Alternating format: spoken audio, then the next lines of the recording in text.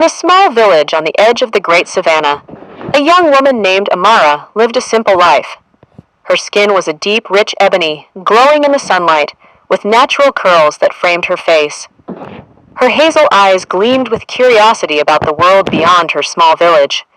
Dressed in a simple but elegant light brown cloth wrapped around her waist, she dreamed of changing her destiny. Despite her beauty and intelligence, she felt trapped in her world of poverty. One evening, news swept through the village of a prince named Kofi, who lived in the distant northern kingdom. He was said to be a poor prince, cast aside by his royal family because he had no wealth to his name. The village elders whispered that he was searching for a wife. Amara sat under the baobab tree, her mind racing. Her family tried to dissuade her, but she had made her decision. She would leave the village and marry this prince. She believed it was the key to unlocking her true potential, even if it meant embracing an uncertain future. Amara packed her meager belongings and set out on a long, perilous journey to the north. She crossed vast savannas, deep forests, and swift rivers. Her spirit was as unshakable as the golden sun that guided her.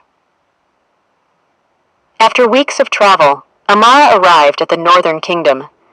The palace, though modest, stood tall against the backdrop of lush greenery. Prince Kofi, dressed in a plain white tunic, awaited her. His deep-set eyes reflected his hardship, but also an unbroken will. The wedding was humble, with no grand feasts or ornate garments. Amara wore a simple, flowing white dress made of cotton, while Kofi donned the same white tunic.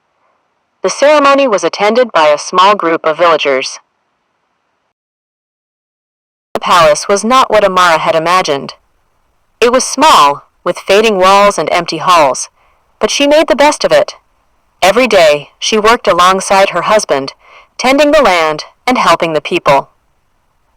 Prince Kofi struggled to lead his people without resources. Amara watched him from the shadows, admiring his quiet strength. Despite his hardships, he never complained, and his love for his people grew with each passing day. Amara decided to take matters into her own hands. She was not content with their struggles. She began helping Kofi make new plans to improve their kingdom, from improving agriculture to managing resources better. One day, a mysterious elder arrived at the palace gates. He claimed to have once been an advisor to great emperors, but had since wandered the land in search of a worthy leader. He offered his wisdom to Prince Kofi. The elder revealed a secret passed down from ancient times. There was an ancient treasure hidden deep within the kingdom, one that could elevate Kofi from a poor prince to a great ruler if found. Kofi and Amara embarked on a quest to find the ancient treasure, accompanied by a small group of loyal followers. They ventured into dark forests and over high mountains, encountering dangers at every turn.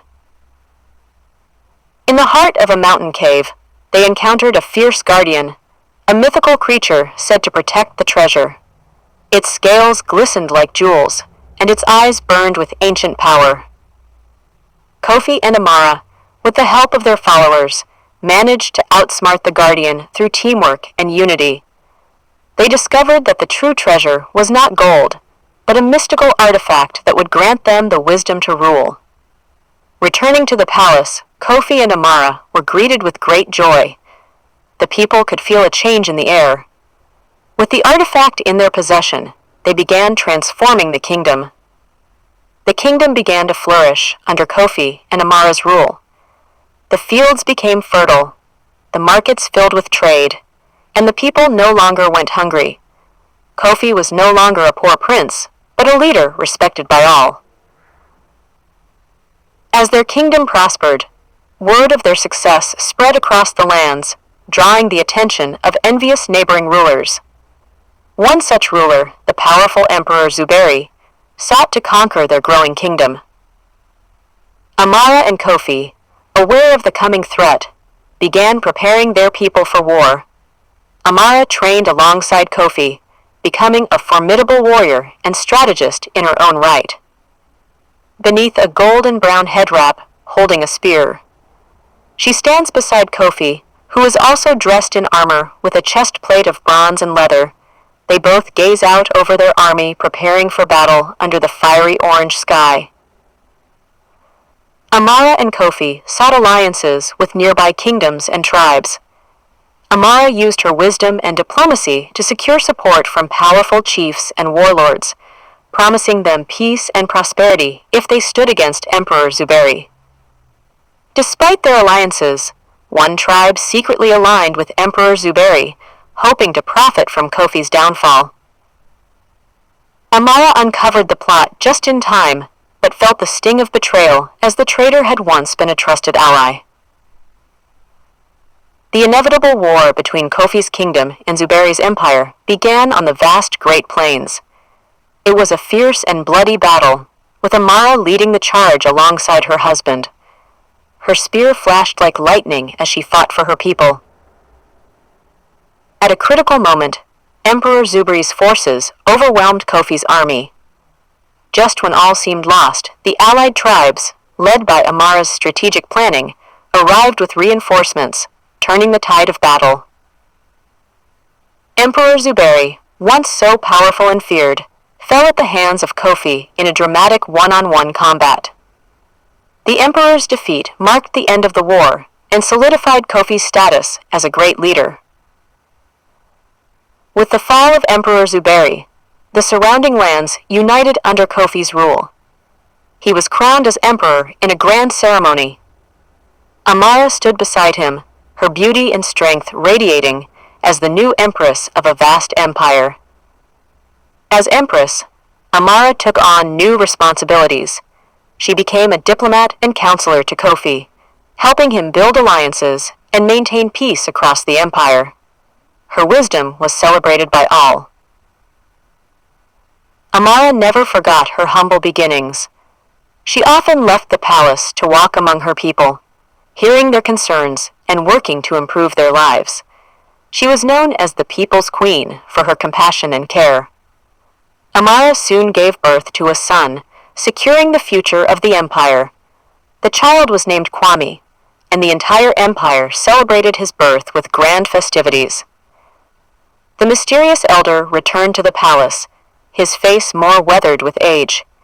He had come to warn them of a new danger looming on the horizon. A dark force, long forgotten, was rising in the distant lands. Amara and Kofi learned of a hidden kingdom deep in the mountains that held the key to defeating this dark force. They would need to embark on another dangerous journey to find this kingdom and seek its ancient knowledge. Amara and Kofi set out once more, leaving behind their now thriving empire. They traveled through dense jungles, over roaring rivers, and up treacherous mountain paths to reach the hidden kingdom. At the peak of the mountains, Amara and Kofi discovered a hidden kingdom, protected by ancient magic. The kingdom was untouched by time, its people living in harmony with nature. Before they could enter the hidden kingdom, Amara and Kofi were confronted by its guardian, a powerful sorceress with skin the color of night and hair like silver moonlight. She tested their hearts and minds before allowing them to enter. Within the hidden kingdom, Amara and Kofi learned ancient secrets about the balance of power in the world. They discovered that the dark force was tied to an ancient curse that could only be broken by unity and sacrifice. The sorceress revealed that in order to defeat the dark force, someone would have to sacrifice their power. Amara and Kofi faced a difficult choice, knowing that this sacrifice would change their lives forever. Amara and Kofi returned to their empire with the knowledge they had gained. The dark force had already begun to spread across the lands, and they knew time was running out to stop it. The empire rallied behind Amara and Kofi once again. They prepared for the final battle against the dark force, gathering their armies and fortifying the walls. Amara and Kofi knew that this would be the greatest test of their reign. Amara and Kofi rallied their armies and prepared their people for the ultimate battle against the dark force. The empire buzzed with activity, from smiths forging weapons to soldiers training relentlessly. Amara, alongside Kofi, gave speeches to inspire hope, reminding their people of their strength and unity. The skies turned black as the dark force finally arrived. A massive army, led by shadowy, monstrous beings, approached the Empire's walls. Lightning cracked across the sky as the final battle began. Amara and Kofi, leading their army from the front, faced the enemy head-on. The battle raged on for hours, with neither side gaining a clear advantage. Amara fought valiantly, her spear cutting through the dark forces with precision. Kofi, a master strategist, directed their armies with incredible skill. But the dark force was relentless, and it became clear that only the ancient knowledge they had gained could turn the tide. As the battle wore on, Amara and Kofi realized the only way to defeat the dark force was through the sacrifice the ancient sorceress had foretold. Kofi, determined to save his people, was ready to sacrifice his power. But at the last moment, Amara, seeing the love and strength in Kofi's eyes, made the choice herself.